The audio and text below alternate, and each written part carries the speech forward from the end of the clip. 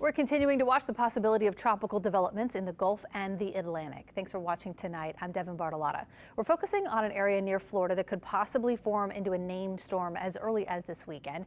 The good news is it is not expected to affect us. Chief Meteorologist Chris Franklin has been watching it and has more details. Staying away from us. Chris? Yes, and more likely than not at this time to even stay away from the Gulf of Mexico. The area that we have highlighted over the last several days at one point did include the Gulf. We started to see more consistency in the models. What consistency there was, that it was indicating maybe more of a likelihood in the Atlantic as opposed to maybe the Gulf or the Atlantic. Well, as of about the 6 o'clock update from the Hurricane Center's tropical outlook, they have removed the Gulf and Florida and have only highlighted this area off the east coast of Florida, off the Georgia coast, or even the Carolinas.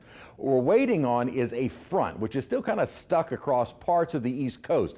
This front, once it moves offshore, has the chance of developing some surface circulation. And that's what the models have been kind of sniffing out over the last few days. More so the Euro. GFS seems to be coming on board. We're looking at the Euro right now. Now notice kind of this broad circulation along or associated with the old frontal boundary. Eventually the front dissipates, but what is left over may be kind of a surface trough or low pressure that tries to form. What's going to be difficult to see is where, if anything, a surface low does develop. The point is, it looks like that likelihood is probably more so focused in the Atlantic basin as opposed to the Gulf. So some good news for southeast Louisiana. Never that this looked like it was going to be a threat to us.